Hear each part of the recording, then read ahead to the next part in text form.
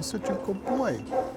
James Lamonti says it took months for Hulk, a former canine with the Mass State Police, to trust him enough to get this close. Yes, that's my good boy.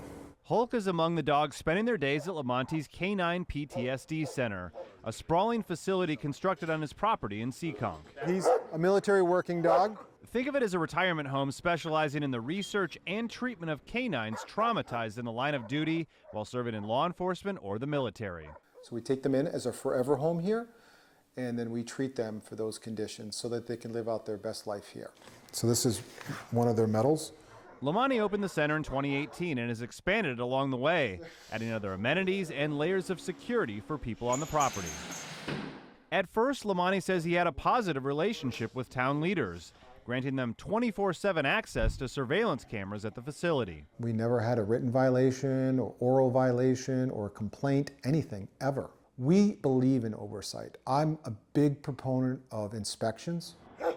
But Lamonti says things changed when a new animal control officer took charge and seemed unwilling to follow his rules about what type of clothing visitors could wear at the center.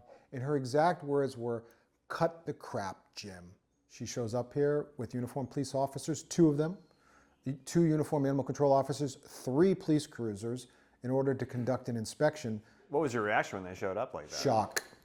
Shock, and horror was the only thing I can describe it. Police uniforms, guns, military uniforms, those things automatically trigger their brain to bring them back. I'm not safe here, I've got to get out of here. And that's what happened here. So there was a significant change to the dog's behavior. Absolutely, it documented everything. That was a terrible day. It was one of the worst days of my life. Lamonti says several canines relapsed from the surprise inspection, trembling and going to the bathroom in their kennels. He decided to take the town to court for damages. At its core, what is this case about? This is about the mistreatment of canine heroes. Samantha Kemp is Lamonti's attorney. For these dogs to have gone through what they went through is horrendous. And I'm hoping that with this case we can, establish that they're more than just property.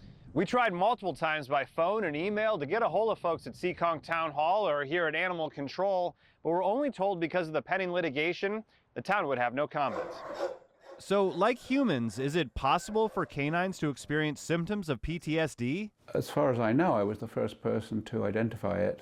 Dr. Nicholas Dodman has worked at the veterinary school at Tufts University for more than 3 decades and says the diagnosis is now recognized by the U.S. military for canines that served.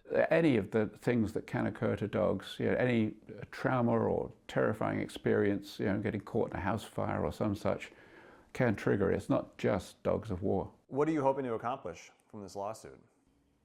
Public awareness. When you're able to work with them and heal them and to see that light that comes back into their eyes, it is absolutely one of the most incredible feelings that you will ever experience in your life.